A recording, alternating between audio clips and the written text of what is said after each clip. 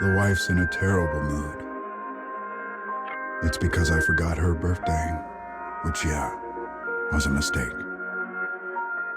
But does she need to be this angry? She's not being reasonable, and I'm going to tell her so.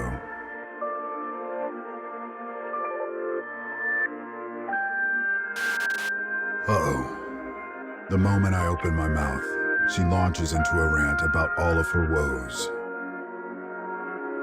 I don't understand women. I'm crude. I'm insensitive. She starts unloading all sorts of stuff on me. Blah, blah, blah. Well, I'm sure as hell not going to just lie back and take all that.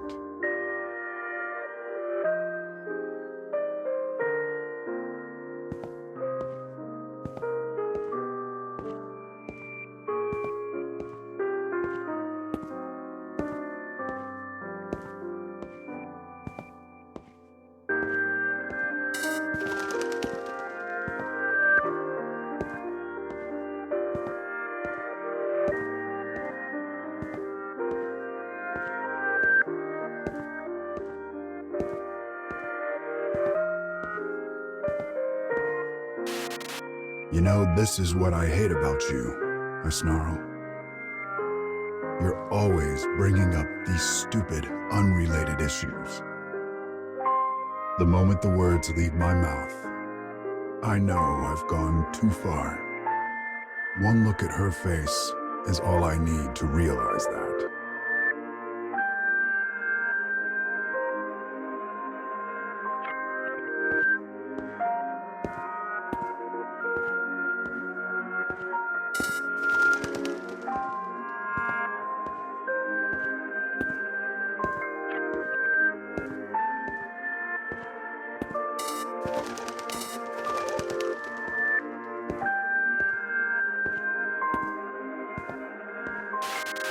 She points to the door, and I know what that means.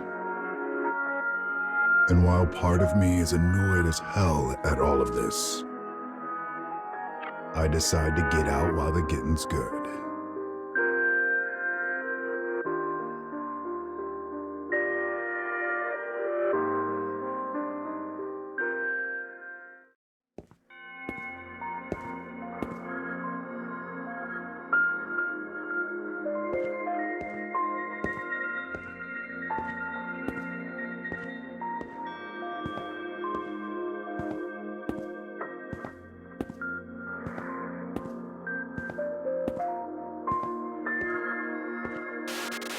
I escape to the mess hall.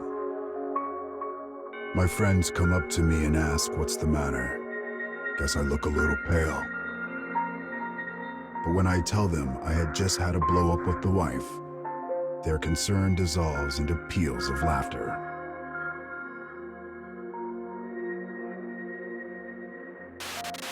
After they have their fun, they tell me I'm the one at fault. Each one has a different strategy I can use to make amends. As they talk, I realize they're pretty good pals, all in all. I decide to put their plan into motion.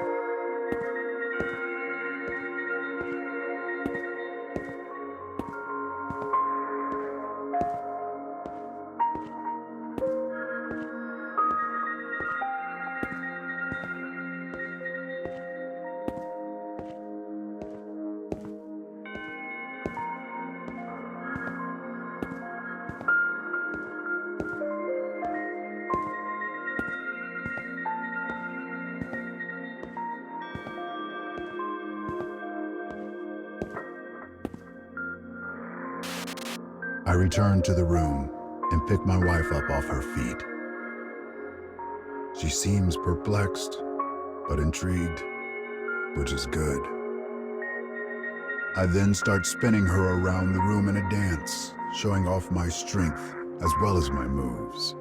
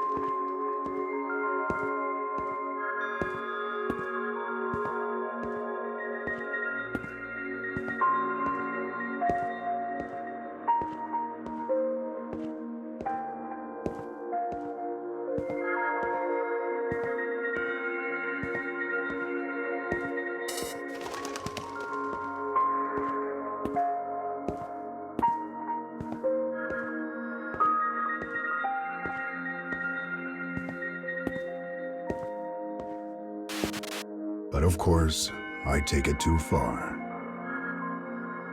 By the time I realize it, her face has progressed from confusion to downright fury. So before I can mess things up more, I dash out of the room.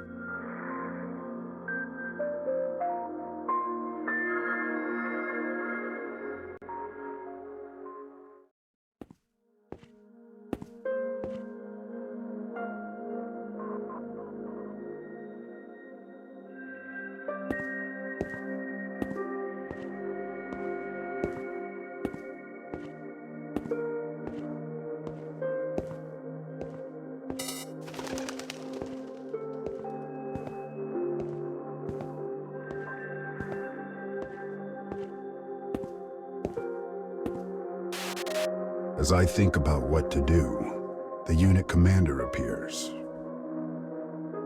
Word of our marital squabble has spread throughout the base.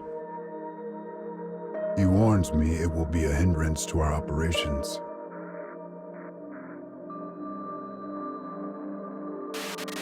Since he seems to care, I tell him what happened and ask for his advice. He chuckles a little. He then tells me he doesn't have any ideas and doesn't care enough to think of any.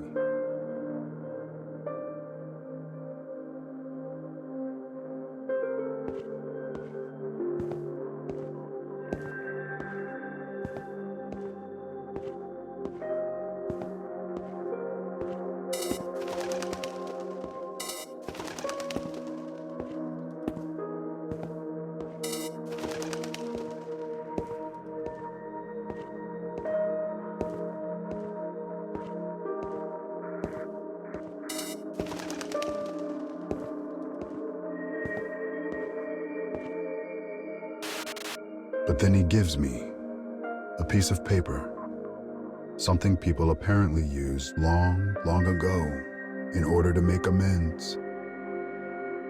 I don't know what he's thinking, but he's not the kind of man to act without purpose. I decide his words must have some meaning.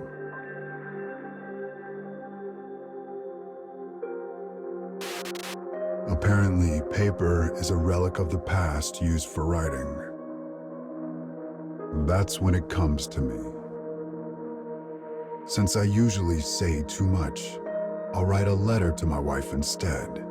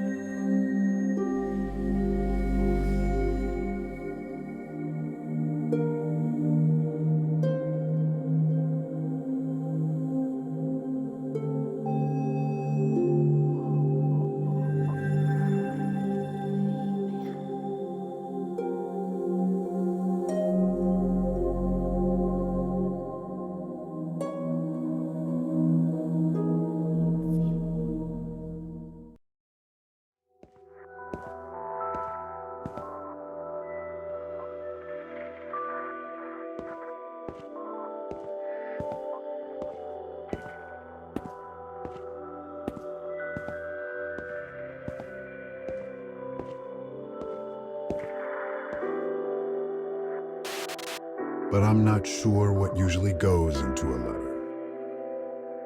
Maybe I should start with thanks for everything she does for me every day. No, wait. An apology is probably better.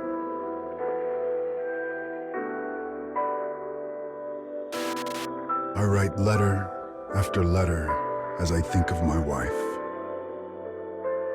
I write, then erase, write, then erase. Write, then erase. After 10 or so attempts, the letter is finally complete.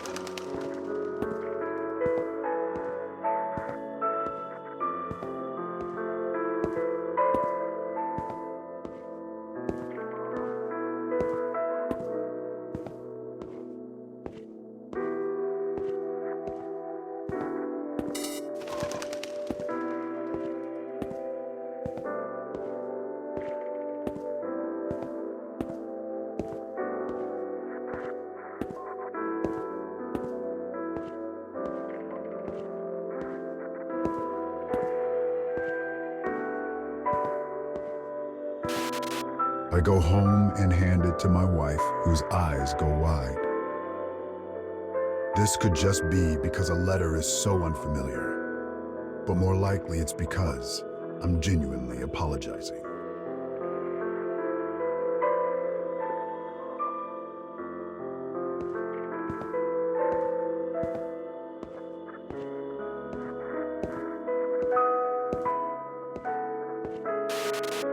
Once she reads the letter, she smiles and looks at me. Then she wraps me up in a hug. It would seem all is forgiven.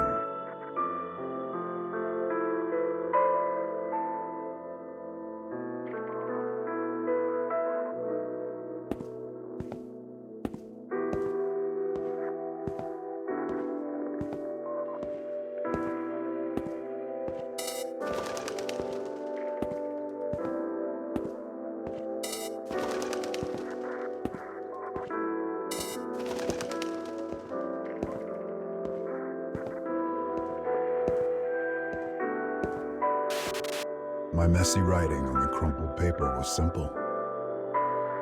I will protect and love you with all of my life. This, I swear. No matter what the future may hold.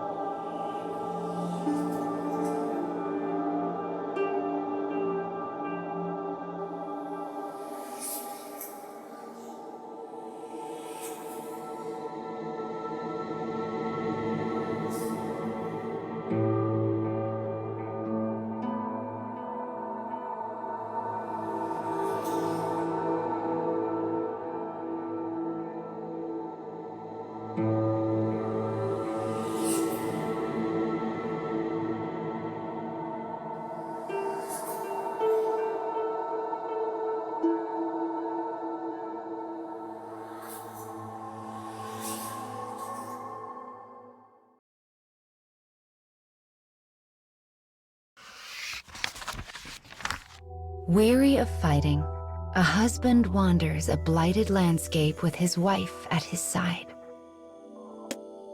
They had been taken prisoner and forced to battle the flowers again, and again, and again. After endless days of blood and pain, the pair began to harbor doubts about their mission. Now they continue a new journey with slow, heavy steps. One day, they come across another group of deserting soldiers. They inform the couple they are headed for a land called Paradise. They claim Paradise is a place where flowers never take root. A place where people will never treat them like criminals, beasts, or worse. A utopia where an idealized life is guaranteed for all. The couple ruminates on this. What if they're right? What if such a place actually exists? After a moment, they decide to join the group. Perhaps they're wrong, and this so-called paradise is nothing but a fleeting dream. Even if it is, it would still be better than all of this aimless wandering. The couple clutches their weapons tight and set off with their newfound allies. This time, their steps are not plodding, but joyous. For they are the first steps on a road to newfound peace.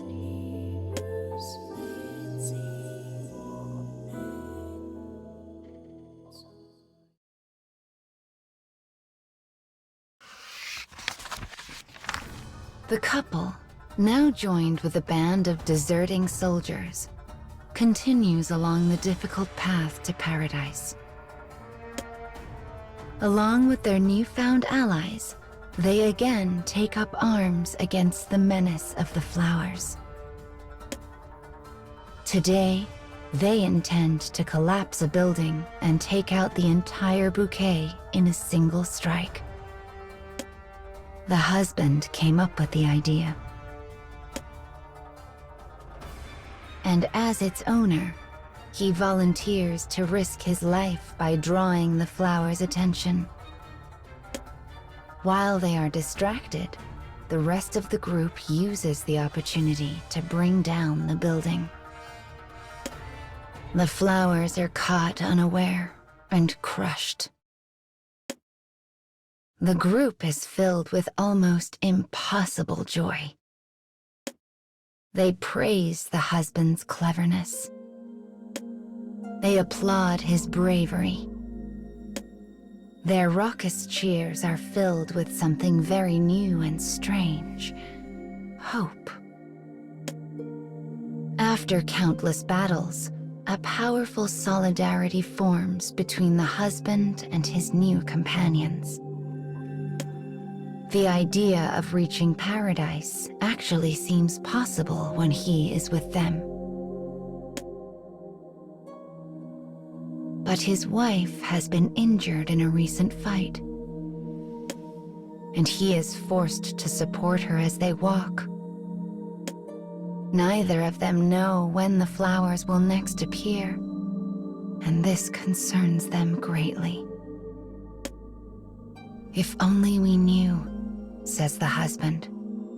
"If only we could finally put an end to these days of fear." But even without that knowledge, he continues to press on in the hopes he might finally know a peaceful, happy life with the woman he loves.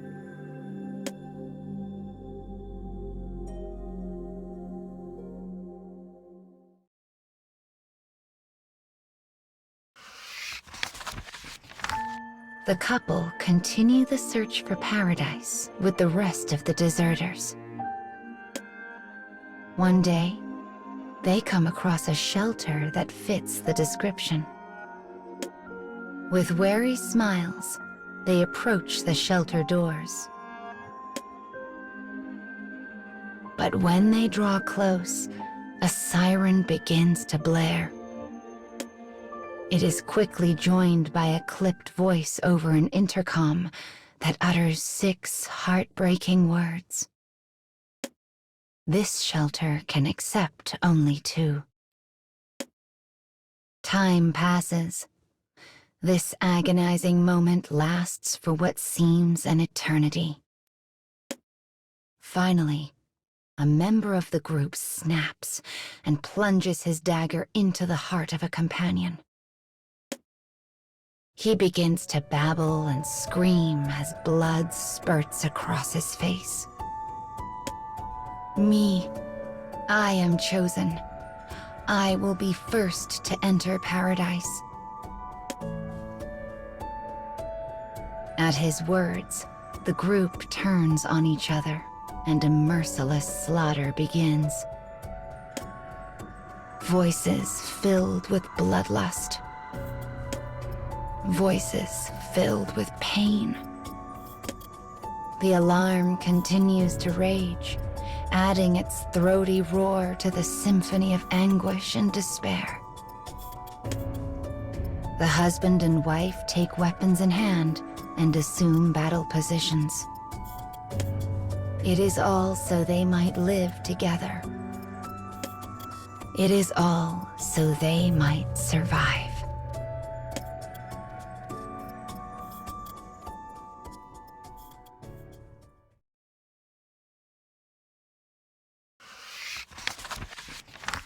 All the couple wanted was freedom. Yet what they found at the end of their long journey was an inescapable hell where friend turned on friend. They are the only survivors. The husband sought to shield his wife during the fray, and now bleeds steadily from countless wounds. His wife helps him to his feet, and together they limp toward the sealed shelter doors, only to hear the same terrible words. This shelter can accept only 2. Suddenly, the husband understands everything. He smiles at his bewildered wife. Go on. Live a happy life, both of you. Rather than regret, his voice is filled with the stirrings of hope. In one swift movement, he picks up his sword and drives it through his own heart. His wife can do nothing but watch as he expires with a smile. Though her heart screams with sadness and loss, she will not allow that to overwhelm her husband's final, desperate hope. She turns to face the doors of paradise. The alarm is silent. In that silence, her husband's last words replay in her mind. They will not permit her to give in. Slowly, so slowly, the door opens. She steps inside. Without thinking, she tenderly runs one hand over her stomach. It was all so they might live in peace. All for the life inside her, the one she and her husband would have done absolutely anything to protect. And now they will continue on together.